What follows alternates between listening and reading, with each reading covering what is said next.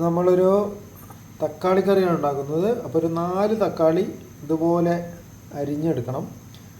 ഈ ഒരു വലുപ്പത്തിലാണ് അരിഞ്ഞെടുക്കുന്നത്. 4 തക്കാളി എടുത്തിട്ടുണ്ട്.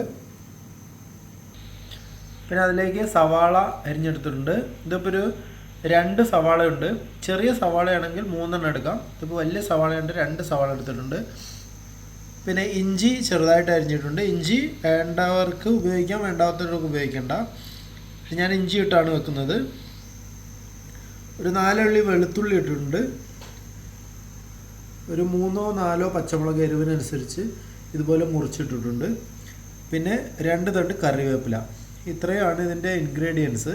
പിന്നെ ആവശ്യമുള്ളത് തേങ്ങ ചിരകിയത്, ഒരു അരമുറി തേങ്ങ ചിരകിയത്, കുറച്ച് ജീരകം, അതുപോലെ കടുക്, മുളക്, വെളിച്ചെണ്ണ.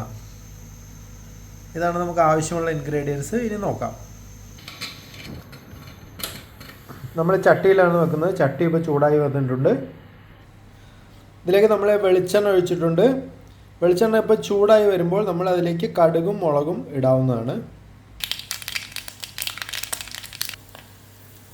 അപ്പോൾ കടുകും മുളകും നന്നായി ചൂടായിട്ടുണ്ട്. ഇതിലേക്ക് നമുക്ക് സവാള ചേർക്കാം. അപ്പോൾ നമ്മൾ സവാള ഇതിലേക്ക് ചേർത്ത് നന്നായി ഇളക്കുക. നല്ലൊരു ബ്രൗൺ കളർ വരുന്ന വരെ ഒരു ചെറിയ തീയിൽ നമുക്ക് മൂപ്പിച്ചെടുക്കാവുന്നതാണ്. ഇതിലേക്ക് നമ്മൾ കുറച്ച് ഉപ്പ് ചേർത്താൽ പെട്ടെന്ന് ആവുന്നതായിരിക്കും. നോക്കാം, നമുക്ക് ആവശ്യത്തിന് ഉപ്പ് ചേർക്കാം.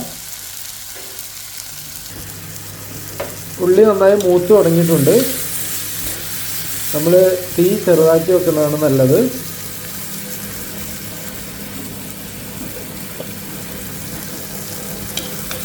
ഉള്ളിപ്പോൾ ഒരു ബ്രൗൺ കളറായി വരുന്നുണ്ട്. ഈ ബ്രൗൺ കളറായി കഴിഞ്ഞാൽ ഇതിലേക്ക് നമുക്ക് നമ്മൾ നേരത്തെ അരിഞ്ഞു വെച്ച വെളുത്തുള്ളി, അതുപോലെ ഇഞ്ചി ചേർക്കാം. എന്നിട്ട് ഇളക്കാവുന്നതാണ്. ഇപ്പോൾ നമ്മൾ ഇഞ്ചി വെളുത്തുള്ളി ഇതിലേക്ക് ചേർത്തിട്ടുണ്ട്. ഉപ്പ് ആവശ്യത്തിന് ഇട്ട് വേണമെന്ന് വേണ്ടി വിചാരിക്കുന്നു.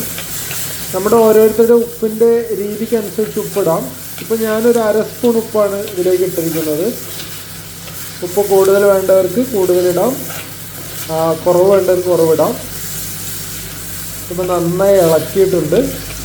നന്നായി ഒന്ന് മൂത്ത് വരുമ്പോഴേക്ക് നമുക്കതിലേക്ക് പച്ചമുളകും തക്കാളിയും കൂടെ ചേർക്കാം.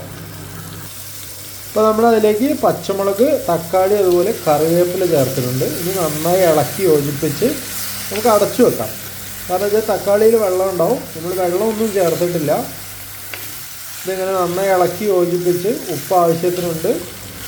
കുറച്ച് ഒരു 1/2 സ്പൂണ് മഞ്ഞൾപ്പൊടി നമുക്കിടാം. കുഞ്ഞ് സ്പൂണിന് ഒരു 1/2 സ്പൂണ് മഞ്ഞൾപ്പൊടി ഇടാം. അതും കൂടി ചേർത്ത് ഇത് നന്നായി ഇളക്കി നമുക്ക് അടച്ചു വെക്കാം. ഒരു 10 മുതൽ 12 മിനിറ്റ് വരെ നമുക്ക് വളരെ ചെറിയ ഫ്ലെയിമിൽ ഇത് വേവിച്ചെടുക്കാം. ഇടയ്ക്കൊന്ന് ഇളക്കി വീണ്ടും അടച്ചു വെക്കാവുന്നതാണ്.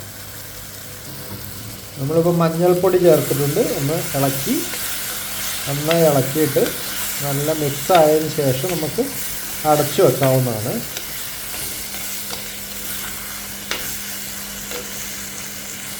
ഇപ്പോൾ നന്നായി ഇളക്കിയിട്ടുണ്ട്.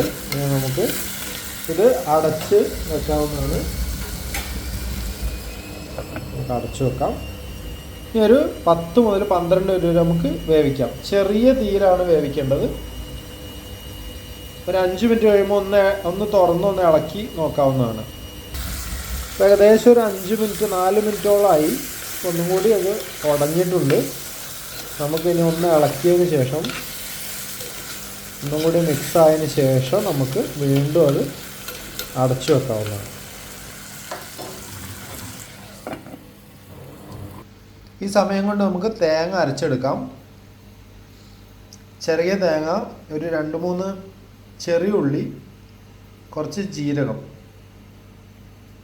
ചെറിയ ജീരകമാണ്. ഇത് നമുക്ക് നന്നായി വെള്ളത്തിലിട്ട് അരച്ചെടുക്കാവുന്നതാണ്.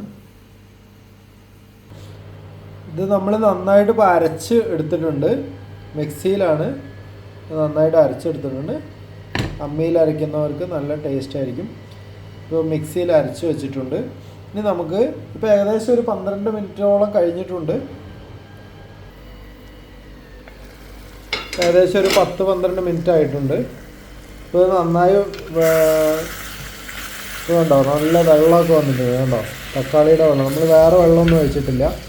അപ്പോൾ തക്കാളി നന്നായിട്ടൊക്കെ വെന്തൊക്കെ വന്നിട്ടുണ്ട്. ഈ ഒരു പരുവാകുമ്പോൾ നമ്മൾ ഇതിലേക്ക് 1 സ്പൂണ് മുളക് പൊടി ചേർക്കാം. മുളക് പൊടി വേണ്ടാത്തവർക്ക് പച്ചമുളക് മതി എങ്കിലും അത് മതി.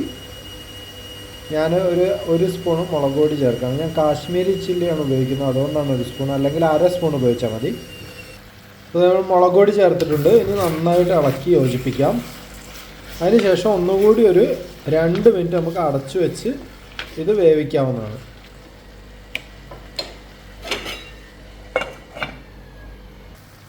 ഇതിപ്പോൾ ഏകദേശം ഒരു 2 മിനിറ്റ് കഴിഞ്ഞിട്ടുണ്ട്. ഇപ്പോൾ നമ്മളിതിലേക്ക് ആ അരച്ച തേങ്ങ ഒഴിച്ച് നന്നായിട്ട് ഇളക്കാം.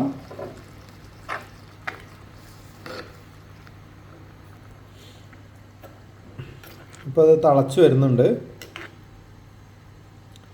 നന്നായി ഒന്ന് തിളച്ച് വന്നു കഴിഞ്ഞാൽ അതിൻ്റെ മുകളിൽ നമ്മൾ കുറച്ച് വെളിച്ചെണ്ണ ഒഴിച്ചു കൊടുക്കുക.